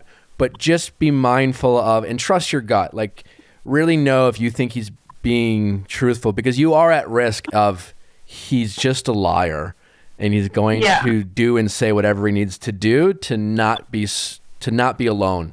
Ooh, my goodness, you're just spooning some harsh truths there, which is, I'm sure, why we ask somebody like Nick, who's not attached to the situation and who can give you some blunt, hard things to hear. I know that listening to you, tough. No, you know, he doesn't know the whole story, but I think that all of that is very true and something that people that are immediately surrounding you may not say. So, you know, I just am sensing, and if I were you, I know that would be hard to hear. So I just wanted to say, like, no, I'm good. No, I think He's not mansplaining. No, you're not mansplaining at all. It's lovely is my point. Like, I get it. I get why people ask you stuff. Like, that's good. Yeah. But yeah, I mean, you don't want a liar. That's for sure. That reasoning of like, well, they're at work, so they still kind of have to talk. Why?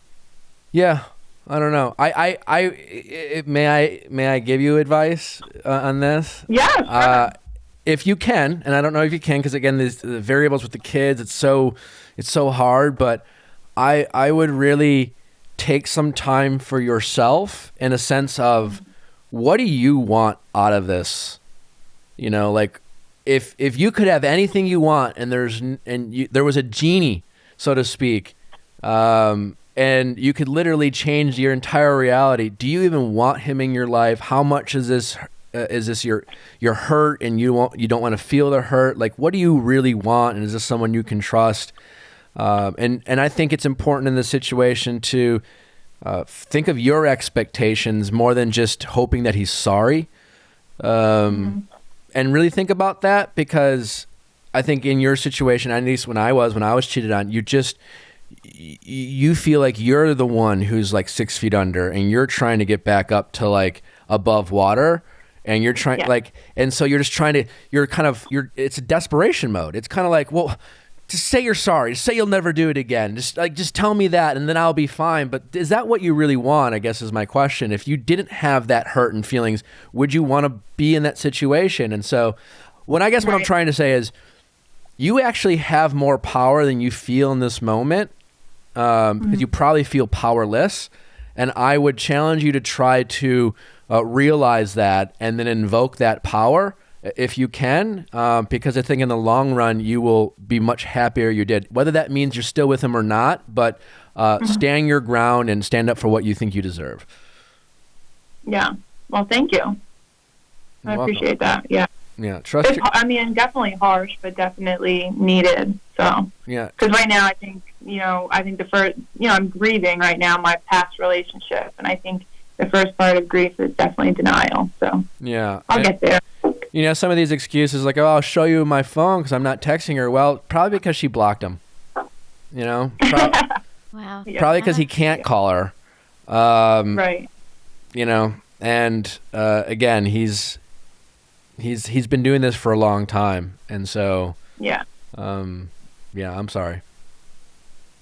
You're gonna be And also, Good as I like, can be. you're gonna be fine. I can promise you that much. You know, this at once this is you're better for knowing now, even though it sucks to know.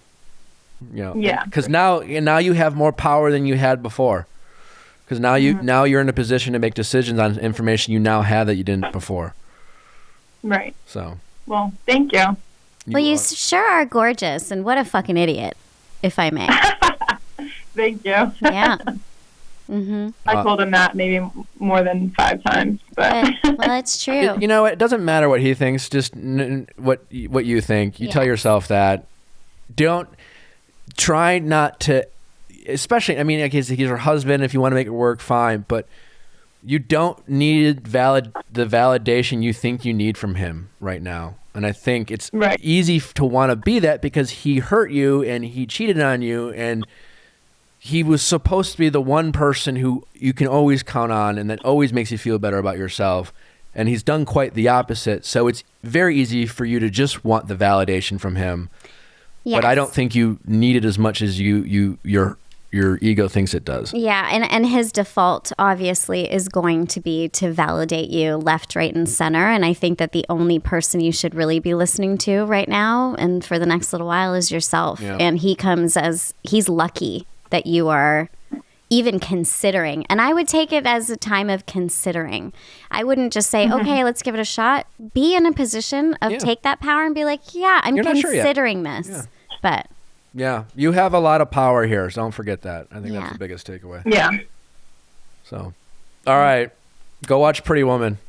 yes, Vivian, watch I Pretty will. Woman. Ooh, that's gonna Yeah. get your power back too. Yeah, you should. Put on Definitely a watch it. knee-high boot and watch it, and then we'll see what's up. Take a bubble bath with Yeah. some essential oils in it. Yeah. I'll get some essential oils. You just need to tell me the code. What code are we gonna use this week? Code Pretty Woman. There you go. Beautiful girl again. Look at all these lovely women. What is your name? Samantha. Hi, Samantha. I'm Nick. This is my dear friend Sugar Lyn. Hi, nice to meet you. Nice to meet you. Thank you for welcoming us into your kitchen. Yeah. How can we help you, Samantha? So I have a situation, and I've been kind of struggling with it for a while. And I just wanted to get some outside perspective about it. It's regarding 2 of my friends. Their names are Sarah and Joe, and they're both married. They're married to each other. Okay. And So Joe's a male. go ahead. What? Joe's a male? Or it could be a woman. Is I don't know, it Joe could be- male or Yeah. woman? Yeah, Joanna, JoJo, you never know. Joe is a male, and Sarah is a woman. Okay, and they're married. Okay. They're married, yes. So about 6 months ago, Sarah actually told me that she has been cheating on Joe for the past year and a half. Do they watch this podcast? No. They don't. All right. So she confided in me, and our group of friends, everybody knows. So you've got a group of like 15 people that all know about this situation, and we regularly see Joe because obviously Sarah's like one of our good friends. Okay. And so there's a lot of times where, it's both of them together, and it's kind of awkward how everybody knows. Ugh, I Except bet. Joe? The only person that Joe. doesn't know. Ugh, Oh, my heart poor breaks for Joe. Joe. I know. They're this is married? kind of where I'm at with it. They're married? Like if it was Yeah, they're- me, I would want to know. Well, and it's so unfair of Sarah to ask to put you guys in that position as well. Yeah, I kind of wish that she never would have told us, I'm which sounds. curious, Samantha. What is your relationship with Sarah? Tell me about Sarah. We're pretty good friends. Really? Definitely like one of my good friends. Best friends? Good friends? I would say good friends. Has Sarah ever done any things to you that maybe not, cheated on you, but like, are there other things that Sarah does where like, does Sarah think about Sarah a lot? Yeah. Yeah, I think he's trying to find out her character and what kind of a person this is. Like, is this something that you kind of expected from her? Did you see this coming? What's the best thing Sarah's ever done for you in your friendship? Oh. Like the best thing? Yeah, like yeah. I mean, like, she made, like, my birthday, like, a really big thing, and I really appreciated that. I'm not, like, I don't know. I just, like, she's a good friend of mine, and do you trust her? Yeah, I do. You sure? I do think, like, in Sarah's relationship, she could have completely different behavior than she does with her friends. I'm not saying that, but I forget. Well, cheating's one thing. That's the hard part about it. It's like, you know, she could be one way to us and then be a different way in her relationship.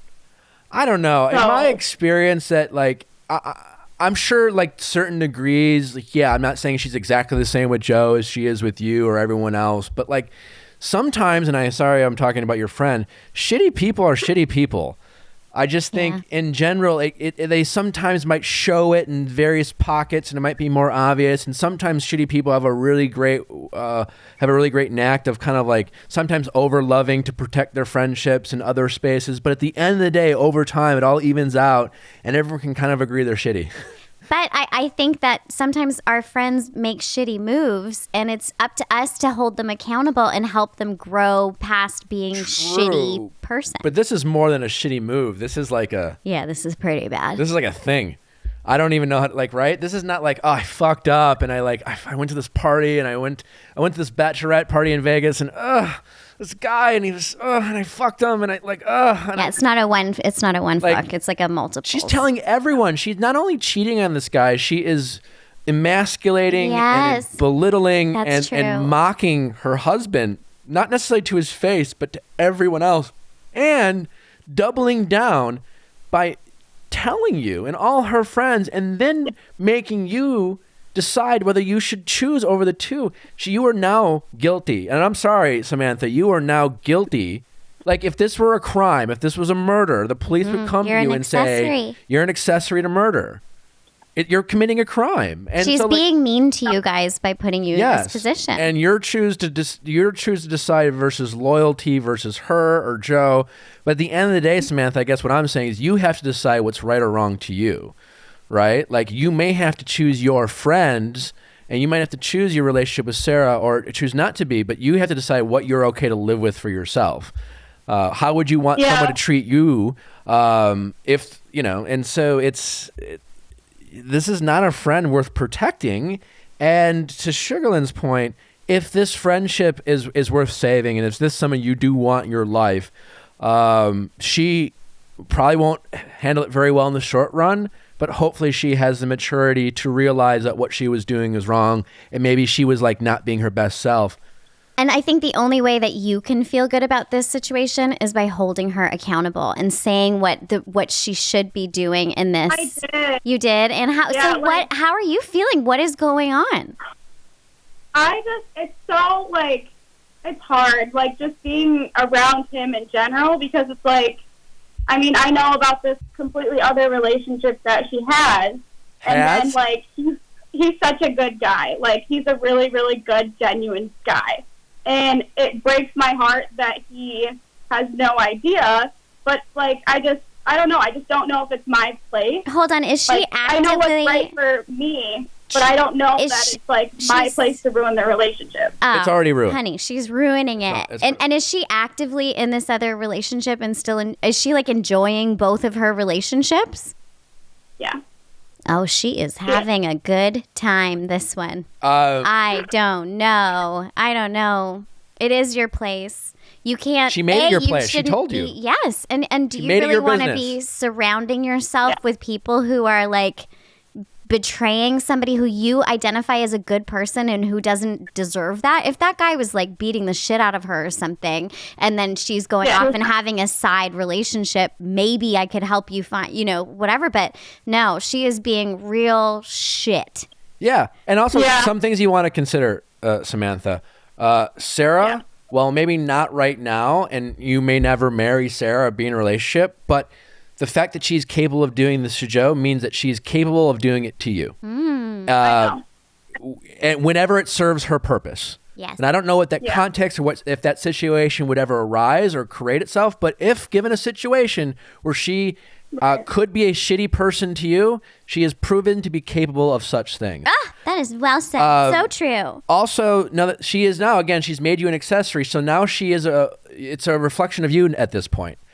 In the sense that it just eats me up inside, like it really does. It makes you feel like you're cheating, and you're not cheating, but she's making you a cheater. And it's again, not to be too harsh on you, it's now you have to decide whether this is who you want to be. It's a reflection of you as a person now that you know, and you're going about it. Now you are becoming a person who's capable of hanging out with someone like Joe, who is being wrong and lying to him on a different basis. And I mean, I'm not. It sucks to be a snitch sometimes, but like this is not like. Again, you're an accessory to murder in a sense. Like, you just need to be like, Sarah, I cannot be around you, and especially cannot be around Joe while you're doing this. Handle this, or I can't be in your life. Like, no. Yeah. She's not that valuable, unfortunately. I bet your party was great and that she threw you a nice party. But oftentimes when people throw you a really big party, that's actually about them too. Yeah. Yeah, I bet she told everyone about how great how she threw the party. May I offer you some advice on how you could handle this conversation with Sarah? Well, I mean, that's why I reached out.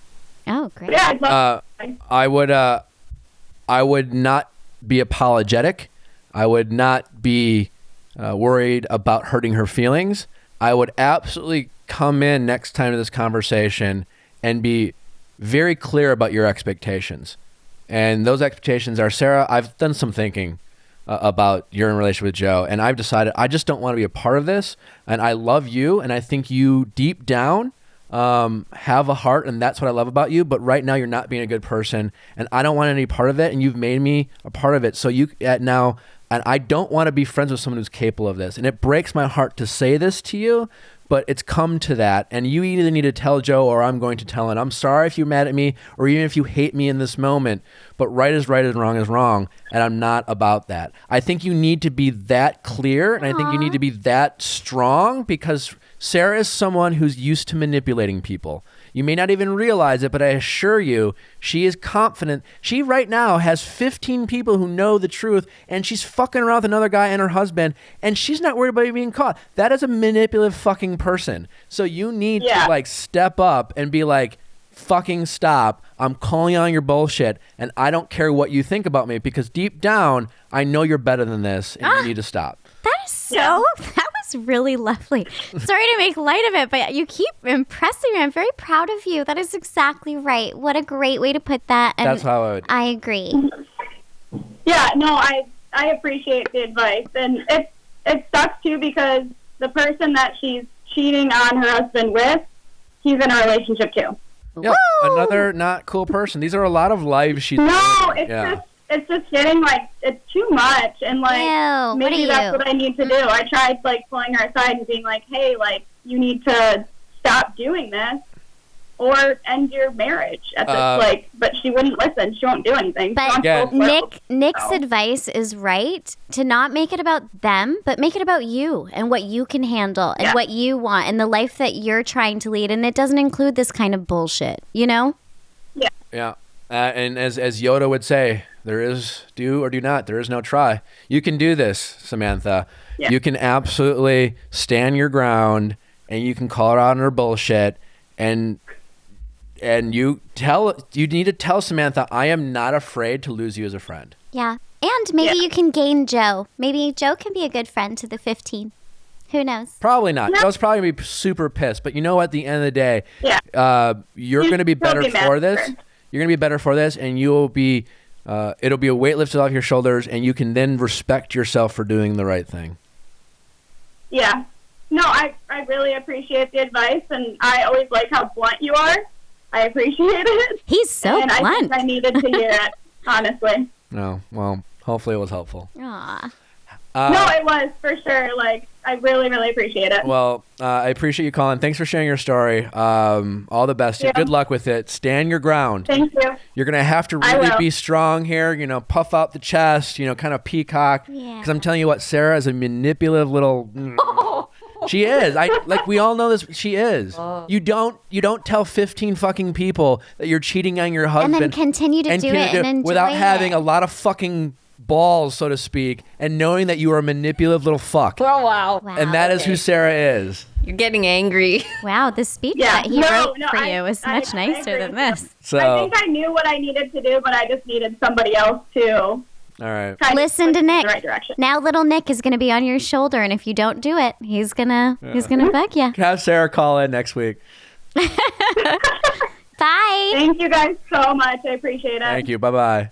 We're all humans in a sense that we all can make mistakes and be vulnerable. So like if someone were to say, yeah, I've cheated, like let's say we just go on a date with someone, right? And then early on in the dating process, and you're like, people will ask like, so have you ever cheated on someone? That's a pretty common question that comes up early in the dating process. And if someone said yes, I wouldn't be like, oh, I can't date you. My immediate follow-up question would be like, well, all right, what happened? Walk me through that. And if someone said, I think it was a few years ago and, whatever, and I'm not to make excuses. I made a mistake, but it was a kind of a one night and I fucked up. But you know what? I knew I screwed up and I immediately I owned up to it and I apologized and we realized whatever. I can process that. Because we're human and people make mistakes. The person who's an active cheater who has two different relationships going on, is constantly lying and doing all these things in their phones, whatever, that's a bad person. Yeah. And if I found that out, I wouldn't want to be in a relationship with that person or even consider it because that person is capable of this heavy manipulation and lying. You mentioned you have some friends who are active cheaters. Like Yeah, you have acquaintances. friends that are active cheaters. They're guys I know who I go to parties and be like, hey, what's up, man? I know them. Oh, they're not friends.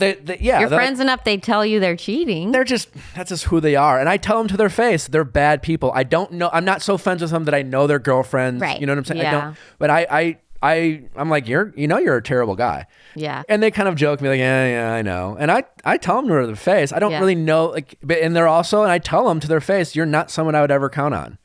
You're not that type of friend to me because of the characters you represent. I'll tell them to their face, but they're not like my closest friends. They're not someone who I would advocate for, and they know that. But there are guys out here I know do that.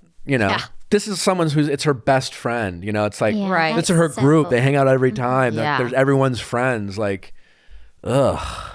Dirty. It's just dirty, to have that in your friends circle. And it's just interrupting. I'm sure it was the same for you with your friends. It's like, why are you bringing all of that drama in here? Let's just have a nice, clean, So you easy. left the friendship. Well, I flew to her wedding, and then her friend, our mutual friend, told me, she's like, oh yeah, you know about that she's cheating on him. And I was like, And Wait, she's getting married? she was getting married. It ruined the whole wedding for me. And then I talked to her about it after, and she got mad at me. She was like, how selfish of you to bring it up. On my wedding day. It wasn't on her wedding. I waited. Could have brought it up on her wedding. I That will- would have been right. Yeah. Selfish people love calling everyone else selfish. Yeah. In fact, I've learned this about selfish. I mean, I can be a selfish person. I'm not but I'm saying That was a knowing giggle. right. I don't know. I can be selfish. Sure. It's okay. Sometimes it's important I'm to be aware and I try not selfish. to be, but our society has gotten more and more selfish. But I mean, truly selfish people, they're so selfish they don't realize it, and they fucking love calling everyone else selfish. Everyone else is selfish, especially Yeah, because those are the people that will not hold a mirror up to themselves. And because if you're so selfish, by definition, everyone has to be selfish. Because if you're so selfish that you expect everything to be about you, at the moment someone makes it about them, they're selfish. That's how their brain is working because they're so obsessed with their needs that everything else that comes out of anyone else's mouth is like, how could you? Yeah. This is about me. You know what I'm saying? I've noticed this about truly selfish people. So what have we learned today? so much. Trust your gut. Well, that's a general theme, I think. Don't cheat. Don't cheat. You don't need pills to jerk off. I really don't. But a hotel room to yourself does help. I mean, listen. I you don't don't know. need I don't know how it is for women, but for guys, when you guys masturbate, are we gonna Like say it. We're space? going down the contact with me on that. masturbation Are we gonna save hole. space? When you guys masturbate, I don't know what makes you guys as guys. It's not as if it's not like you're walking, all of a sudden a boner shows up. You're like, oh, well, I have to take care of this. Sometimes that's how I feel. A female boner? Oh, yeah. I don't, All of a sudden, your clit is like 3 sizes bigger than it was in the morning. And you're like, well, I better. I just snorted. yeah, but like, maybe it's because as I get older, like it's not like, maybe that's how I was 18. I was like, oh, damn it. But I think there's sometimes it's like, I still have, I still like, I have a sex drive, right? And so it's like, I want to feel that feeling. I'm not having sex with anyone. I'm not dating. I'm not like, and so I'll just go ahead and, take care of it. Do you ever do it for practical reasons? Like, oh, I'm going to have to work a 12-hour shift. I better just get one out before I start. Or like, what about you? Do you ever do it practically? Like, Plan it in my calendar. like, you know what? I'm gonna get one in right now before I start my day to really give me a burst of energy. Does that ever happen? I'm not a real forward thinker. Just like to live in the moment. Not a planner. It doesn't give me a burst of energy. It's more of like chemically, guys, it's like eating massive amount of turkey afterwards. You're like you. Immediately There's asleep. Like he got real dumb afterwards. That look. You got to watch I YouTube know. to get that. For like 10 minutes afterwards, guys will never be dumber. And right before, as we talked about with our Call Me Daddy friends, if you ever want to get anything from a man, ask him a question 15 to 10 seconds before he climaxes. He'll say yes to literally anything. Right? I mean, I don't know what. Yes, he will. Will you change my light bulbs in the kitchen? Great. Yes. Practically, I will say, when I talk about like a sex life more and more, but like, I'm not a numbers guy, even though maybe it sometimes seems like I've never been someone who like, I want to go out because I want to take a girl home, or I don't like randomly hooking up with people. I really don't. I'm not saying I haven't, and I will be dating someone maybe in a casual way, but there's a relationship. I don't like that. And I have gone out. There are plenty of times where I've been out where I'll meet this girl and she's beautiful, whatever, and she's hitting on me, and even my buddies will be like, dude, Nick, that girl's a babe. You should definitely you should take her home. And I think to myself, and there have been situations where I'm like, I'll ask her age, and I'm just like, oh, Jesus Christ, like she's younger, and like I don't really know you, and like you're beautiful, but like I don't feel a connection there. And in the moment, maybe I had a few drinks, and I'll be thinking to myself, well, it's okay, there's a sex drive there. You're out, you feel the energy, and I have in my moment thought to myself, I've broken it down kind of like Beautiful Mind style in my head. And like, I'm thinking to myself, okay, I could take her home and we could probably have sex, and certainly, I'll want to have safe sex. So I'm thinking like, I'm going to definitely wear a condom, but what if we like don't right away, and I'm going to be like, I don't really know this girl, so I'm going to be paranoid. I'm going to have to go to the doctor and I'll be thinking about this, and I'll think to myself, you know what, fuck it. I'm just going to go home and jerk off, go to bed, wake up with a clearer mind. That is a thought process I will have practically about like, do I really want, if I could just get through this. You know what it's like as a guy? It's like going to the grocery store. And like, are you describing sex as going to the grocery store? As a guy, right? Oh, in that no. moment, no. This Here's is what I'm not saying. good. In that moment of like potentially going out and meeting some girl that you don't know and having the option to hook up with them, and as a guy, it's like going through the candy aisle. This. It's like, just don't buy it. Just don't buy it. If I just have the willpower, to not buy it here, I will feel better about it. But if you go and buy a bunch of donuts, you eat it, and you don't feel good about yourself, instead of you go home, you masturbate, you're fine, and then you're like, I didn't hook up with a person I barely know. I like this theory. I didn't have to I worry think this about is like a good way for men to think. I didn't have to worry about like, did I wear a condom with someone? Ugh, do I have to worry about all these things that like I would worry about anytime I've ever hooked up with someone I didn't really know. These are all these paranoid thoughts I've ever had. So like, I will think, you know what? I'm just going to go home and jerk off. It's going to be fine. I don't have to worry about it. I think that is very healthy. And I think that that's a lot of maturity, Nick, because, instead of getting into these situations, you're playing chess moves. You're being strategic. Sometimes a jerk off is much easier than a initiation of a potentially Yeah. tricky situation. Just jerk off. That's another T-shirt. You Just jerk off. You Find it. disagree though, Rochelle? Like, Oh, it's just a very unromantic way of thinking But about sex isn't always sex. romantic, yes, and I don't like, think that it should we're be talking thought about of the that way. girl who's hitting at me at a bar, who's like 3 whiskeys deep, and Yeah, she's no, trying I to think- get me to take her home, and she's really hot. Yeah. And like, instead of thinking with my dick and taking her home and having sex with someone I barely know and then regretting it because I don't know her, that's the equivalent of like, ugh. Yeah. There's Starburst in this big bag, and I want them, and I'm hungry, I'm gonna buy them, and this seems like it's such a good idea, and then you eat the whole bag and you regret it.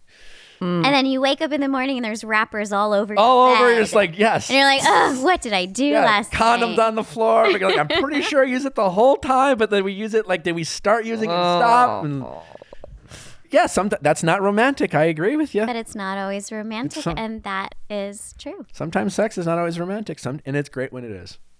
And it's great when it's not.